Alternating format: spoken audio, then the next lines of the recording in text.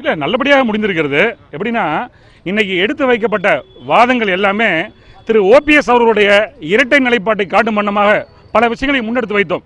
என்னன்னா, அவங்க அந்த மார்ச் மாதத்தில் 16ஆம் தேதி 2017 இந்திய தேர்தல் ஆணையத்தில் புகார் கொடுத்தப்போ என்ன சொல்லியிருந்தாங்கன்னா, திருமதி வி.கே. சசிகலா அவர்களுடைய தேர்ந்தெடுக்கப்பட்ட பொதுச்செயலாளர் தேர்தல் சரியானதல்ல, முறையானதல்ல, சட்டத்துக்கு புறம்பானது அப்படின்னு தான் வழக்கு போட்டிருந்தாங்க. அப்படிங்கிற பெட்டிஷன் எடுத்து மூத்த வழக்கறிஞர் திரு கபில் சிபல் அவர்கள் எடுத்து காமிச்சாங்க. காமிச்சிட்டு திரும்ப 28/8/2017 நடந்த அந்த பொதுக்குழு கூட்டத்துக்கான நடக்கவிருந்த பொதுக்குழு கூட்டத்துக்கான அழைப்புதல்ல அதில் போட்டு இந்த வாசகத்தை படித்து காமிச்சாங்க. அப்படியே நீதிமன்றம் ஒரு நிமிஷம் ஃப்ரீஸ் ஆயிடுச்சு. ஏன்னா என்ன அதில் இருந்தது அப்படின்றால், திருமதி வி.கே. சசிகலா அவர்கள் 29/12/2016 பொதுச் செயலாளர் தேர்ந்தெடுக்கப்பட்டார். தேர்ந்தெடுக்கப்பட்ட பிறகு அவர் செயல்படாத நிலையில் இருக்க காரணத்தினால தற்போது மீண்டும் கூட வேண்டியிருக்கிறது அப்படிங்கிற விஷயத்தை எடுத்துக்காட்டி இப்படிப்பட்ட திரு ஓபிஎஸ் அவர்கள் மனு நிராகரிக்க தகுந்தது, எலெக்ஷன் கமிஷன் அதை ஏற்றுக்கவே இல்லைங்கிற ஒரு பிரதானமான ஒரு ஆர்குமெண்ட்டை இன்னைக்கு முன்வச்சார். அதே போல் மார்ச் மாதம் ஒரு செட் ஆஃப் அஃபிடவிட்ஸ் தாக்கல் செய்யப்பட்டிருந்தது. அதன் பிறகு செப்டம்பர் மாதம் இன்னொரு செட் ஆஃப் அஃபிடவிட்ஸ் தாக்கல் செய்யப்பட்டிருந்தது. அதில் பல முறைகேடு நடந்திருக்கிறது, மோசடி நடந்திருக்கிறது, ஃபோர்ஜரி நடந்திருக்கிறது என்று திரு டிடிவி தினகரன் அவர்கள் மனு கொடுத்திருந்தார். அந்த விஷயத்தை எலெக்ஷன் கமிஷனுக்கு சொல்லும்போது ஏன் கிராஸ் எக்ஸாமினேஷன் நடத்தப்படவில்லை, குறுக்கு விசாரணைக்கு ஏன் அனுமதி வழங்கப்படவில்லை அப்படிங்கிற விஷயத்தை மேற்கோள் காண்பித்து சாதிக் அலி ஜட்மெண்ட்ல கிராஸ் எக்ஸாமினேஷனோட வேல்யூ என்ன அப்படிங்கிறத குறிப்பிட்டு சொன்ன விஷயத்தையும் அவர் கபில் சிபல் அவர்கள் முன்வைத்தார். மூன்றாவது மிக முக்கியமான வாதம் இன்று வைக்கப்பட்டது அவங்க எடுத்துக்கிட்டது எண்ணிக்கை அடிப்படையில் எடுத்துக்கொண்டார்கள். ஆனால் கான்ஸ்டிடியூஷன் டெஸ்ட் அப்படிங்கிற விஷயத்தை அவர்கள் புறம் தள்ளிவிட்டார்கள் அப்படிங்கிறத மூத்த வழக்கறிஞர் முன்வைத்தார். ஏன்னா சாதிக் அலி ஜட்மெண்ட் 3 விஷயத்தை வலியுறுத்துகிறது. ஒன்று கான்ஸ்டிடியூஷனல் டெஸ்ட், ரெண்டாவது நியூமரிக்கல் டெஸ்ட், மூணாவது எய்ம்ஸ் அண்ட் ஆப்ஜெக்ட்ஸ். அவங்கள பொறுத்த வரைக்கும் அந்த அதிமுகவுடைய விதியையே மாற்றிவிட்டு அவர்களுக்கு ஏற்றாற் போல அந்த பொதுச்செயலாளர் பதவியை நீக்கம் செய்துவிட்டு அவங்க வைத்துக்கொண்ட விஷயம் கான்ஸ்டிடியூஷனை அவங்க ஏற்றுக்கொள்ளவில்லை அப்படிங்கிறபடியால் அது முற்றிலுமாக புறந்தள்ளப்படணுங்கிற வாதங்களை முன்வைத்தோம். இந்த வாதங்கள் அடிப்படையில் என்னுடைய கருத்து, தேர்தல் ஆணையத்தின் 23/11/2017 உத்தரவு ரத்து செய்யப்படும் என்பதை உறுதியாக நான் கருதுகிறேன். இல்லை, நீதிபதிகளை பொறுத்த வரைக்கும் 2 தரப்பு எது சொன்னாலும் அவங்க நோட் பண்ணிக்குவாங்களே ஒழிய அவங்களோட சந்தேகத்தை கேட்டு பதிவு செய்வார்களே ஒழிய இதை பொறுத்த வரைக்கும் அவங்க எந்த விதமான ஒரு அப்ஜெக்ஷன் இது தேவையில்லைன்னு எடுத்துக்கல. ஆனால் சாதிக் அலி ஜட்மெண்ட்ல சொல்லப்பட்டிருக்கிற கான்ஸ்டிடியூஷன் என்பது அடிப்படையானது, முதன்மையானதுங்கிற வாதத்தை முன்வைத்த பொழுது அதை குறிப்பிட்டுக் கொண்டார்கள். அந்த கான்ஸ்டிடியூஷன்ல எம்ஜிஆர் உருவாக்கிய அந்த அடிப்படை விதி, அதாவது பொதுச் செயலாளர் பதவி என்பது அடிப்படை அதிமுக உறுப்பினரால் மட்டுமே தேர்ந்தெடுக்கப்படணும், அதை நீக்கம் செய்யும் அதிகாரம் பொதுக்குழுவுக்கு கிடையாதுன்னு சொன்ன விஷயத்தை அவர்கள் மாற்றம் செய்து விட்டார்கள் சொன்னதை அவங்க பலமாக குறிப்பிட்டுக் கொண்டார்கள். அந்த அடிப்படையிலே உறுதியாக என்னுடைய கருத்து, இன்று தேதி ஒத்திவைக்கப்பட்டாலும் சரி, 4 வார காலத்திற்கு உள்ளாக வந்தாலும் சரி, 23/11/2017 அன்று தேர்தல் ஆணையம் கொடுத்த உத்தரவு ரத்து செய்யப்படும் என்பதை நான் உறுதியாக நம்புகிறேன். அதுதான் எங்களுடைய கேஸ். தேர்தல் ஆணையம் சிறப்பான ஒரு உத்தரவை செய்திருக்கிறது, குறுக்கு விசாரணைக்கு அனுமதி வழங்கிவிட்டது, வெறும் எம்பிக்களையும் வெறும் எம்எல்ஏக்கள் எண்ணிக்கை மட்டுமே வைத்துவிட்டு அருமையான உத்தரவை போட்டிருக்காங்கன்னு சொல்லி நாங்கள் டெல்லி உயர்நீதிமன்றத்தை அணுகவில்லை. தேர்தல் ஆணையம் தவறளித்து விட்டது, சட்டத்துக்கு புறம்பாக நடந்து கொண்டிருக்கிறது, சட்டப்படியான செய்ய வேண்டிய விஷயத்தை ஒருதலை பட்சமாக வேண்டுமென்றே அநீதியாக செய்திருக்கிறது அப்படிங்கிற விஷயங்களை பதிவு செஞ்சு தான் நாங்கள் டெல்லி ஹைகோர்ட்டில் கேஸ் போட்டோம். இன்னொன்று, நான் இன்னைக்கு உங்கள்கிட்ட சொல்றது எல்லாமே இன்னைக்கு என்ன வாதங்கள் முன்வைத்தோமோ அதை தான் உங்கள்கிட்ட சொல்லிட்டு இருக்கிறேன். இதை தவிர இப்போ நீங்கள் சொன்னீங்களே நேற்று உச்சநீதிமன்றம் உத்தரவு போட்டுச்சுன்னு, உச்சநீதிமன்றம் அந்த உத்தரவில் நீதியரசர் கன்வில்கர் அவர்கள் குறிப்பிட்டிருக்கிறார். ஏன்னா அவர் தான் தீர்ப்பு எழுதினார்.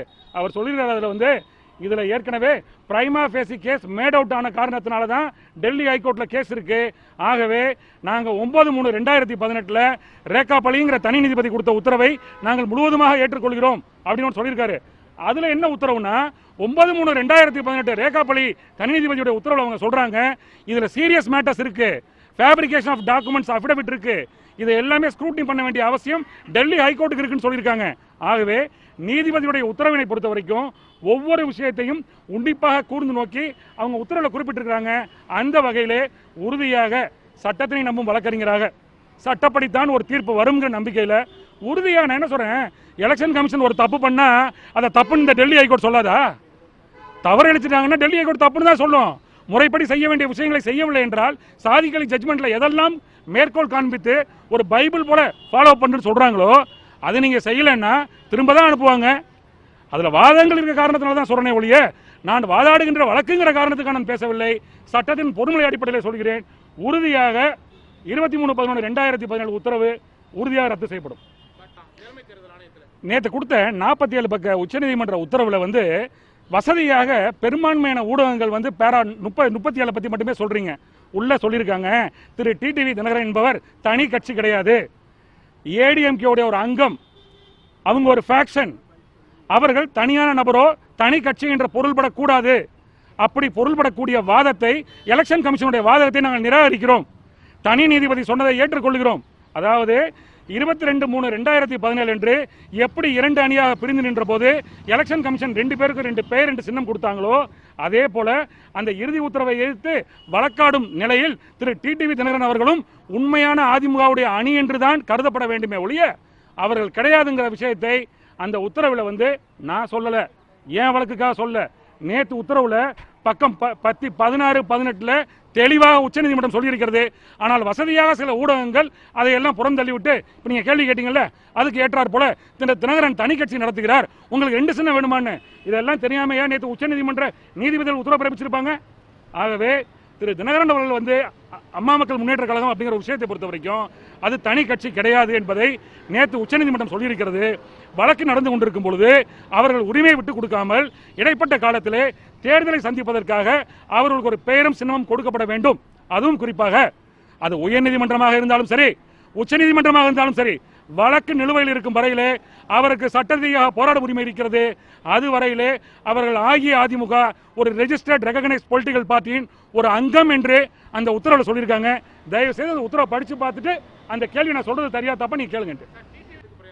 அதாவது எங்களை பொறுத்த வரைக்கும் சட்டத்தின் பார்வையிலே உறுதியாக ரெட்டை சின்னத்தை தான் நாங்கள் பிரியாரிட்டி கொடுப்போம்.